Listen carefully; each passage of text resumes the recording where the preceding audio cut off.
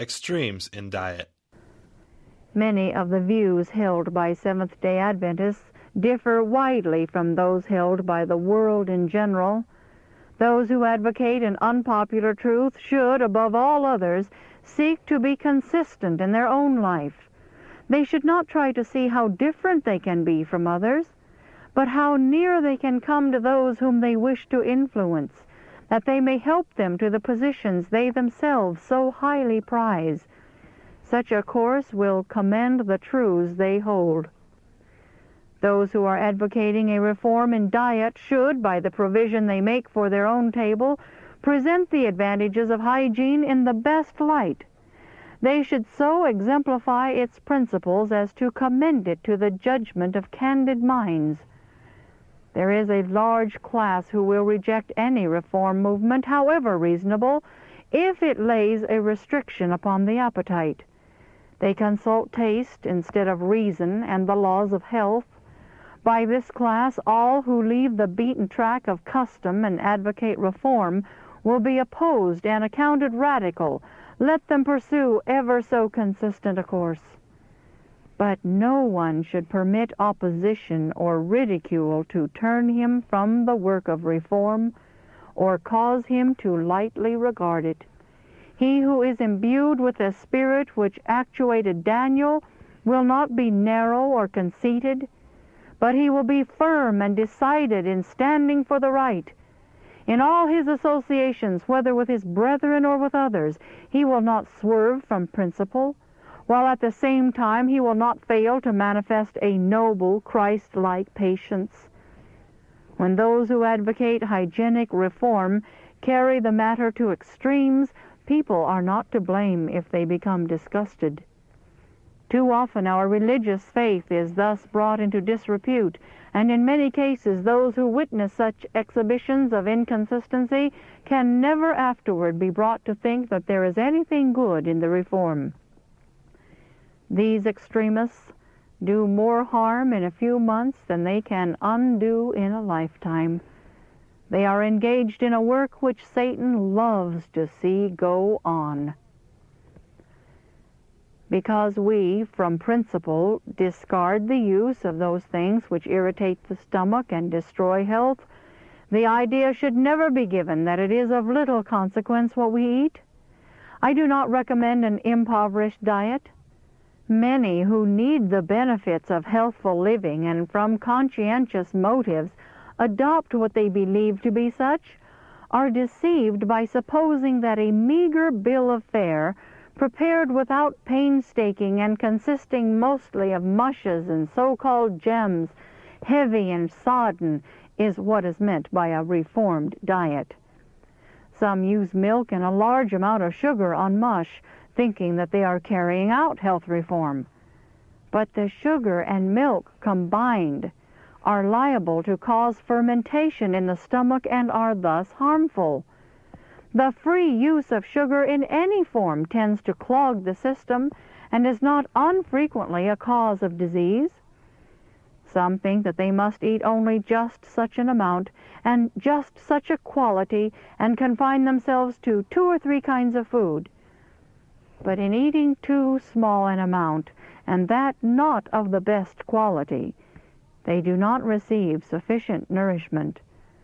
There is real common sense in health reform. People cannot all eat the same things. Some articles of food that are wholesome and palatable to one person may be hurtful to another. Some cannot use milk, while others can subsist upon it. For some, dried beans and peas are wholesome, while others cannot digest them.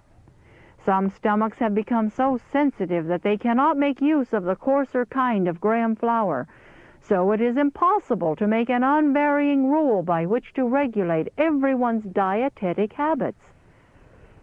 Narrow ideas and overstraining of small points have been a great injury to the cause of hygiene.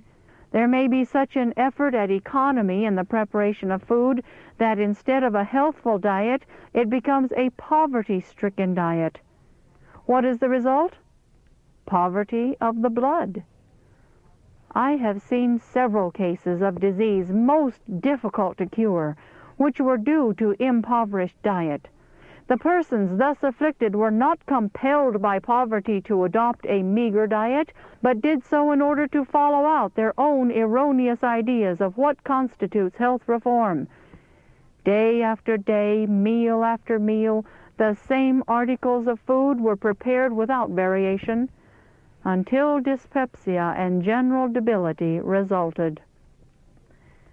Many who adopt the health reform complain that it does not agree with them. But after sitting at their tables, I come to the conclusion that it is not the health reform that it has fault, but the poorly prepared food. I appeal to men and women to whom God has given intelligence. Learn how to cook. I make no mistake when I say men, for they as well as women need to understand the simple, healthful preparation of food. Their business often takes them where they cannot obtain wholesome food. They may be called to remain days and even weeks in families that are entirely ignorant in this respect. Then, if they have the knowledge, they can use it to good purpose. Investigate your habits of diet. Study from cause to effect, but do not bear false witness against health reform by ignorantly pursuing a course which militates against it. Do not neglect or abuse the body and thus unfit it to render to God that service which is His due.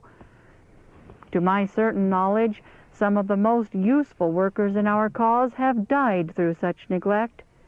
To care for the body by providing for it food which is relishable and strengthening is one of the first duties of the householder. Better by far have less expensive clothing and furniture than to scrimp the supply of necessary articles for the table. Most people enjoy better health while eating 2 meals a day than 3. Others, under their existing circumstances, may require something to eat at supper time, but this meal should be very light. Let no one think himself a criterion for all, that everyone must do exactly as he does.